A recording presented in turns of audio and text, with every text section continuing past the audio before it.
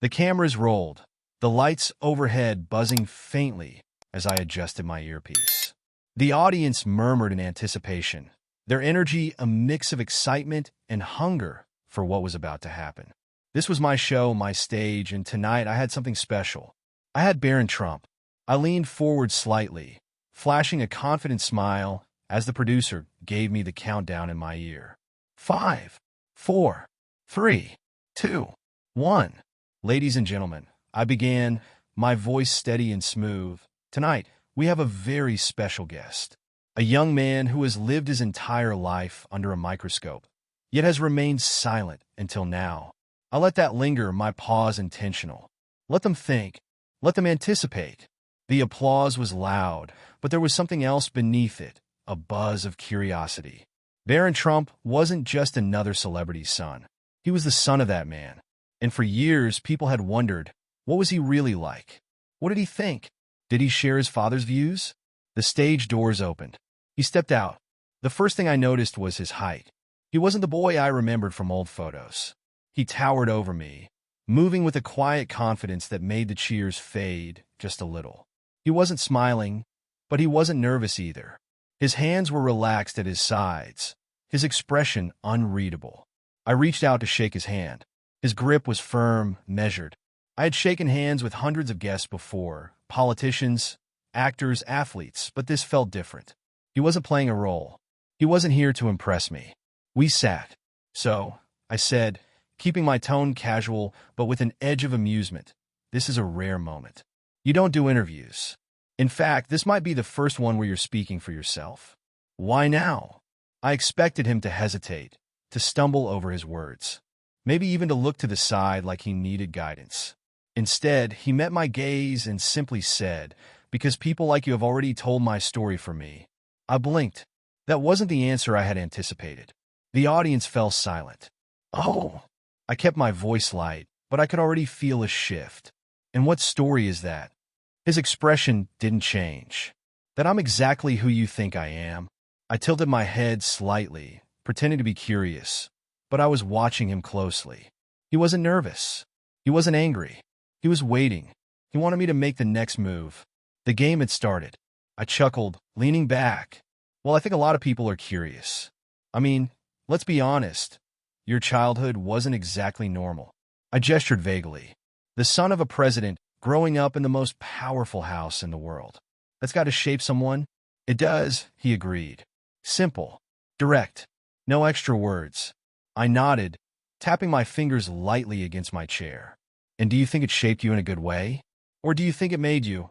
I paused just for a second, just enough to let the audience fill in their own ideas. Then I smirked, a little out of touch. There it was, the first real challenge. The audience chuckled, waiting to see if he'd stumble, if he'd get defensive, if he'd react at all. Barron didn't take the bait. Instead, he folded his hands in his lap and said, I think a lot of people are out of touch. Even the ones who think they aren't. I felt my smile tighten just a little. That was good. Too good. I decided to push further. So, you're saying I'm out of touch? I let a laugh slip out, lighthearted but pointed. I mean, you can say it if you want. He didn't smile. I don't have to. The audience made a sound, half laugh, half murmur. It wasn't what they had expected either. I kept my face composed, but I felt something shift in the air. Barron Trump wasn't acting like a victim. He wasn't acting like a spoiled rich kid either. He was playing the game, but on his own terms. I wasn't sure yet if I liked that. I leaned forward, clasping my hands together. You know, most people your age would kill for the kind of life you've had. The power, the privilege, the name. But let's be real. Most people also think you've never had to work for anything. I let that sit. The audience needed time to absorb it. I needed time to watch him. Barron's gaze didn't waver. Maybe they're right. I raised an eyebrow. Maybe. He shrugged slightly. Maybe I haven't worked the way they have. But I think we both know work isn't just about what you do. It's about what you carry. That caught me off guard. Not because I didn't understand it, but because I did. For the first time in a long time, I wasn't sure how this was going to end. The air in the studio felt heavier now. Not tense, not hostile, but different. Barron Trump had already shown he wasn't going to be an easy target. He wasn't nervous. He wasn't defensive. He wasn't what I expected. But this was still my show, my stage, and I knew how to turn the tide. I shifted in my chair, keeping my smile easy, my tone playful but sharp. So, Barron, let's be honest here. You've lived in the kind of luxury most people can't even dream about. Private jets, five-star hotels, a literal golden elevator. I chuckled, glancing at the audience. They laughed with me, waiting for what came next. Be real. Did you ever once have to make your own bed? The crowd chuckled again. A light jab, nothing too hard, just enough to make him squirm, to remind everyone who he was. The privileged son of a billionaire, born into a world where problems were solved with a phone call. But he didn't squirm. He didn't even blink. Instead, Barron tilted his head slightly, considering the question. No, he admitted. I never had to. I leaned forward, pressing just a little. Never had to wash a dish? No. Never had to worry about bills, school loans, getting a job? He shook his head. No, I haven't. I spread my hands. Exactly. That's my point. I turned to the audience, my voice carrying more energy now. You see, for most people, life isn't like that. Most people struggle. Most people have to work hard to survive. And yet, here you are, telling us that you've never had to do any of that. I paused just long enough for it to settle. Then I looked back at him, waiting for him to fumble, to get flustered, to feel the weight of the moment. But Barron just nodded. That's true. I frowned slightly. That was too easy. So then, I said, voice sharper now, how can someone like you possibly understand what real people go through? The audience murmured. That was the real question, the one everyone wanted answered. How could a kid born into wealth, raised in a golden tower, ever understand what life was really like? Barron didn't rush his response. He sat back slightly thoughtful. Then finally he spoke. I don't think I can, he said simply. That caught me off guard. I expected him to fight back, to defend himself, to insist that he did understand. But he didn't. He just admitted it just like that. I laughed, a little taken aback. Well, that's refreshingly honest. Barron gave a small shrug. Why wouldn't it be? It's the truth. The audience was quiet now, waiting. I tapped my fingers against my chair, considering my next move. All right, so if you admit you don't understand what most people go through, then what are you doing here? I raised an eyebrow. Why should anyone listen to you? Barron leaned forward slightly, his voice calm but clear. Because I'm not here to tell people I understand them. I'm here to listen. The audience shifted. That wasn't what they expected either. I forced another laugh. Listen? To what, exactly? To people like you, he said. The words landed harder than I expected. I felt my smile falter for just a second before I caught myself. People like me? I repeated, keeping my voice light. What does that mean? Barron didn't hesitate. People who think they already know my story before I even speak. I opened my mouth, but for the first time, I didn't know what to say. The silence didn't last long, but I felt it. It wasn't the awkward kind, the kind where a guest stumbles over their words, unsure of how to answer. No, this was something else. Something rare. Barron Trump wasn't uncomfortable. He wasn't panicking. He was just waiting. I wasn't used to that. I cleared my throat and smiled, shaking my head like I was amused. So, you're saying we've all just been wrong about you? That the media, the public, everyone we've just misunderstood poor Barron Trump? The audience chuckled. I wasn't just asking a question. I was framing the conversation, pinning a picture. A rich kid claiming nobody gets him? That was easy to tear apart. Barron, though, didn't react the way I wanted. I didn't say that. He replied, his voice steady. I said people think they know my story. That's different. I leaned forward, pressing now. All right, then tell us. What's your story, Barron? What is it that we're all missing? He exhaled softly, like he knew this was coming. You tell me, he said. What do you think my story is? I blinked. That wasn't an answer. It was a challenge. I felt the weight of the audience now. They were watching me as much as they were watching him. This was supposed to be my game, my show, my rhythm. But he had just flipped it. I smiled, but this time it was tighter. Well, I think most people see you as someone who had everything handed to him. No struggle. No real challenges, Just luxury and privilege from the moment you were born. I glanced at the audience. I mean, that's not exactly wrong, is it? Barron nodded slightly. It's not. That caught me off guard again. He wasn't fighting me. He was agreeing. I raised an eyebrow. So, you're admitting it? I've never denied it. The audience murmured. This was strange. I had expected him to defend himself, to push back, to tell us all why we were wrong. Instead, he was just accepting it. I had to push harder. All right, I said, shifting in my chair. But here's the thing. Most people don't get that luxury. Most people work their whole lives and never get close to what you were born into. And yet, you're sitting here, expecting them to care about what you have to say. I saw heads nodding in the audience. They were with me now. I had to keep that momentum. Barron held my gaze. I don't expect anything. I let out a short laugh. Come on. You don't expect people to listen to you. He shrugged. No more than you expect them to listen to you. The audience murmured again. He was calm, too calm. I shook my head, pressing harder. That's different. I built my career from the ground up. I worked for this. You were born into it. He didn't flinch, and that makes you more deserving? I hesitated. I had expected him to fumble, to struggle under the weight of that question. Instead, he had turned it right back at me. I had to regain control. You tell me, I said, voice sharp now. Do you think you deserve all of this? The attention, the platform, the respect? Do you think you earned it? For the first time, Barron hesitated. It was subtle, just a slight pause, a flicker of something in his eyes. I leaned in, because that's what people want to know. That's what they need to know. The audience was waiting. I could feel the tension now. Finally, Barron exhaled. I don't know if I deserve it, he admitted, but I do know that I didn't ask for it. Silence. I frowned slightly. Didn't ask for it? He shook his head. I was born into this, into a life people think they understand, but don't. I didn't choose it. I didn't work for it. But I also didn't ask for the things that come with it. I scoffed. The things that come with it? You mean the wealth? The power? Barron's gaze didn't waver. I mean the expectation. The assumption that I have to be exactly what people think I am. No mistakes.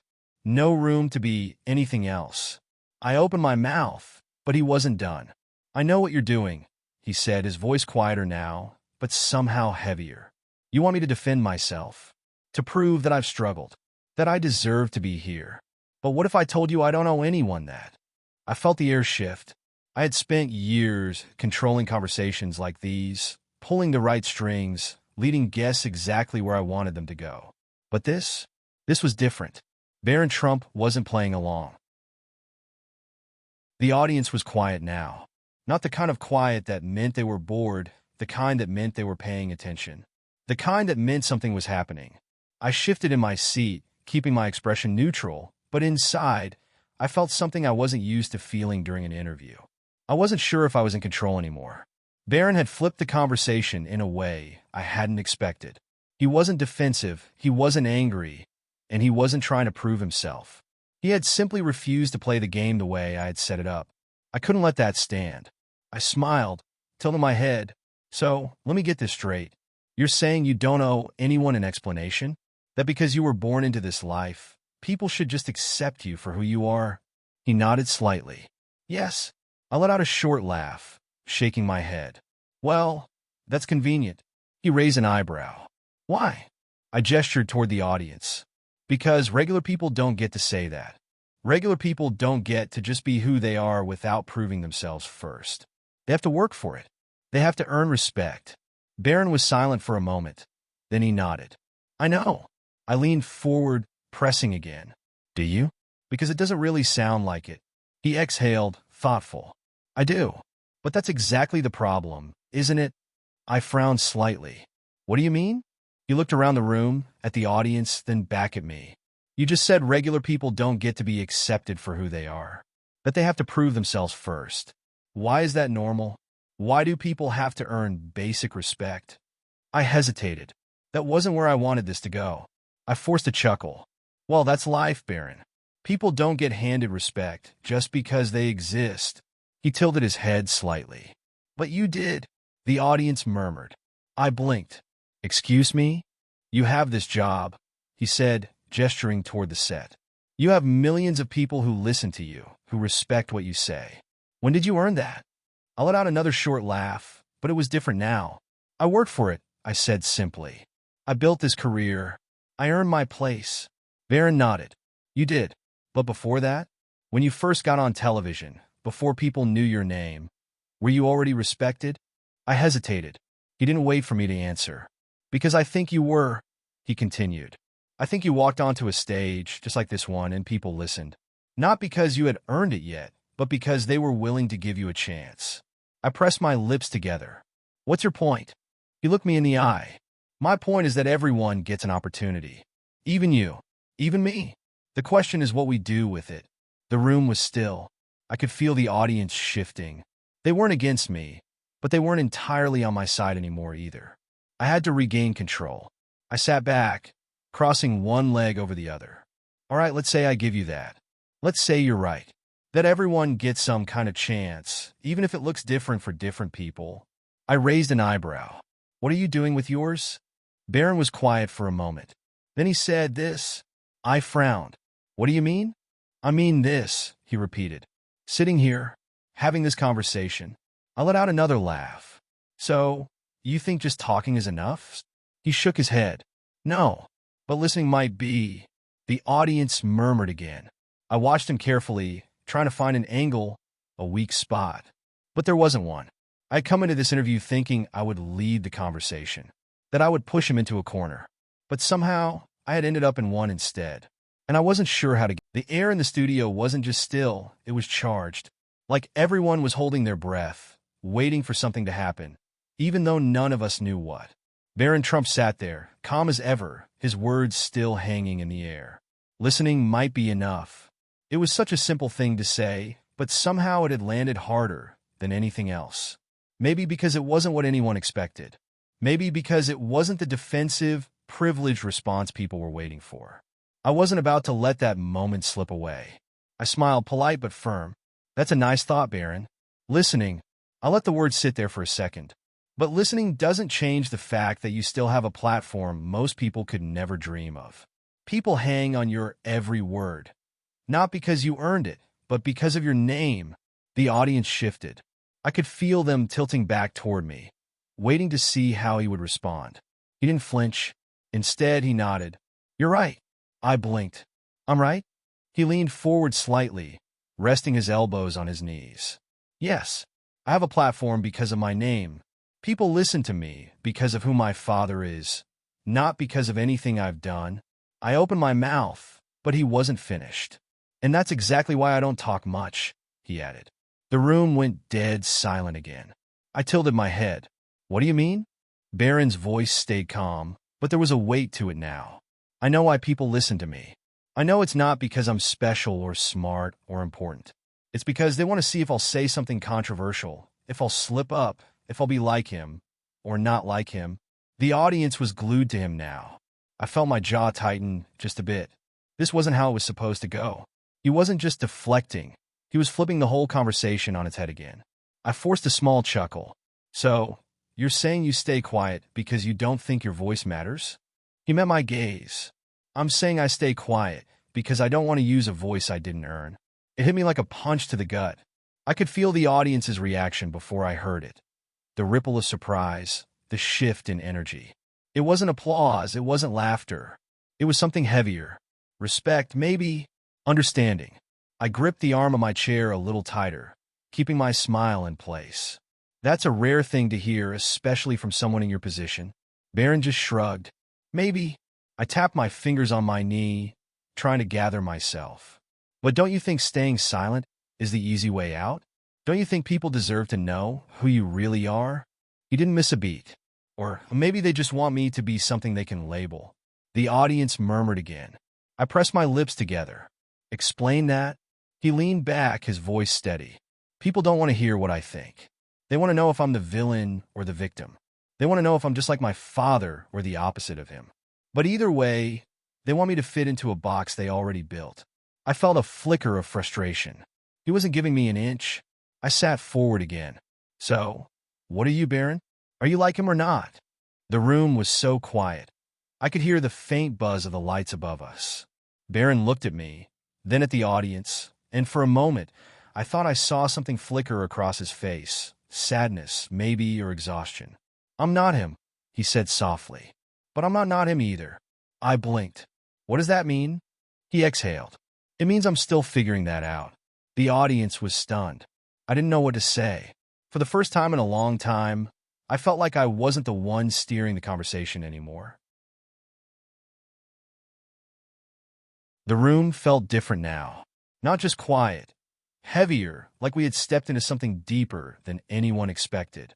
Even the audience, who had laughed earlier, who had been waiting for me to tear into Barron Trump, was still. I should have felt in control. This was my show, my stage, my world. But for the first time, I wasn't sure who was leading the conversation anymore. I couldn't let that continue. I smiled, leaning forward slightly. "So, you're saying you don't know who you are yet? That's interesting. Most people your age don't have the luxury of figuring that out in front of the whole world." Barron met my eyes. He didn't flinch. I never said it was a luxury. That caught me off guard. I kept my smile in place. "Oh, come on. You've had the best education, the best resources, the best opportunities money can buy. You have the space to make mistakes, to grow, I gestured vaguely, find yourself. Most people don't have that." Barron tilted his head slightly. "And yet, most people don't have their mistakes turned into headlines." The audience murmured. I raised an eyebrow. "Are you saying you'd rather have it the other way? You'd rather struggle in private than have privilege in public?" He was quiet for a moment. Then he said, "I'd rather be a person than a headline." I opened my mouth, but he wasn't finished. "You think privilege makes life easy," he continued. "Maybe it does in some ways. But it also means that no matter what I do, people will say it's because of my father. If I succeed, it's because of him. If I fail, it's because of him. No one actually sees me." The audience was hanging on to every word now. I leaned back, crossing my arms. "So, what do you want, Barron? For people to feel bad for you? To believe that being the son of a billionaire is actually hard?" He didn't take the bait. "I don't want anything from them." I scoffed. "Oh, come on. Everyone wants something." His eyes flickered, just for a second, a flash of something I couldn't place. Then he nodded. "You're right. I do want something." I raised an eyebrow. "And what's that?" He exhaled. "I want people to stop assuming they know me before I speak." I stared at him, waiting for more. But he didn't add anything. He just let the words sit there. And for the first time in a long time, I didn't know what to say. I should have been ready for anything. That was my job, to expect every possible answer, every twist in the conversation, and redirect it exactly where I wanted it to go. But this I hadn't expected. Barron Trump sat across from me, calm as ever, his words still echoing in my mind. "I want people to stop assuming they know me before I speak." It wasn't defensive. It wasn't arrogant. It wasn't even emotional. It was just honest. And for some reason, that unsettled me more than anything else. I forced a small laugh, shaking my head. "Well, Barron, that's kind of the deal when you grow up in the spotlight, isn't it? People form opinions whether you like it or not." He nodded. "They do." I waited for him to add something. A complaint, an argument, anything I could push back against. But he just sat there, watching me waiting. The audience was watching too. And that was the problem. They weren't laughing anymore. They weren't rolling their eyes at him. They were listening. I needed to shift the tone. I smiled, leaning forward. "All right. Let's say people do stop assuming things about you. Let's say they wipe the slate clean. What would you want them to see?" Barron tilted his head slightly. "I don't know yet." I blinked. "You don't know?" He shrugged. "I'm 18. Do you think I should know?" The audience chuckled softly, and I felt a flicker of frustration. Not at the question itself, but at the way it landed. I was supposed to have him cornered. Instead, he was making me look like the one being unreasonable. I forced another laugh. "Well, I think most people your age have some kind of idea." Barron raised an eyebrow. "Did you?" I hesitated. He caught it. "You've been in this industry for years," he said. "When you were 18, did you know exactly who you wanted to be?" I opened my mouth to answer, but the truth was, I didn't. Not really. I had an idea, sure. I had ambition, but I hadn't known. I had fumbled, learned, made mistakes. I'd been allowed to figure it out along the way. Barron nodded like he had already guessed my answer. I think that's the difference, he said. Most people get to figure themselves out in private. I have to do it in front of the world. The audience murmured again. I felt my fingers tighten around the arm of my chair. I couldn't let this keep going in his direction. I smiled, tilting my head. All right, but let's be honest, Barron. You say you don't want to be judged, but you agreed to come on this show. You knew exactly what kind of questions I'd ask. So, why did you come? For the first time, he hesitated. It was small, barely noticeable, but I saw it. Then he sighed. Because I wanted to see if you'd talk to me or at me. The room went silent. I felt something in my chest tighten. This wasn't just another interview for him. This wasn't about defending himself or changing anyone's mind. It was about me, and I hadn't realized until now that I was the one being tested. The silence in the studio wasn't like before. It wasn't the polite pause between conversations or the suspenseful hush of a dramatic moment. It was something deeper, something heavier. I had spent years interviewing politicians, celebrities, and public figures. I had seen people get defensive, get angry, get flustered. I had seen people dodge questions, spin narratives, and try to outmaneuver me. But this was different. Barron Trump wasn't fighting. He wasn't deflecting. He wasn't playing the game at all. And that was what made him so dangerous. I leaned back in my chair, trying to regain my footing. So that's why you're here, I said, keeping my tone light. To see how I'd handle this conversation? He nodded. Yeah. I let out a soft chuckle, shaking my head. And what's your verdict? He was quiet for a moment. Then he smiled, just barely. I think you already know. The audience was silent. I could feel them waiting, watching, wondering what I would do next. For the first time in a long time, I didn't have an answer. I could feel the power shift in the room. I wasn't the one controlling the conversation anymore. He was. Not because he had overpowered me. Not because he had out-argued me. But because he had done something no one expected. He had been honest. And now, all eyes were on me. I swallowed, forcing another laugh. Well, I have to say, Barron, you've surprised me today. He nodded. I get that a lot. Another soft ripple of laughter from the audience. Not mocking. Not forced. Genuine. I exhaled, glancing at the camera. I had a choice to make. I could double down, try to regain control, push him back into a corner. Or I could do something I wasn't used to doing. I could listen. I turned back to him, my expression softer now. So, what happens next? What do you want people to take away from this? He thought about it for a second, then said that I'm still figuring it out. Just like everyone else. The audience let out a breath. A few people even clapped. I nodded slowly. Fair enough. For the first time in the entire interview, I wasn't thinking about the next question. I wasn't trying to craft a headline or steer the conversation. I was just in it. The show's music started playing softly in the background, signaling that we were running out of time. I looked at Barron, then at the audience, then back at him. Well, I said, I think that's probably the most honest answer we've ever had on this show. He smiled. Thanks for having me. I shook my head, exhaling. Yeah, I said. Anytime. The cameras cut. The interview was over. But the conversation wasn't.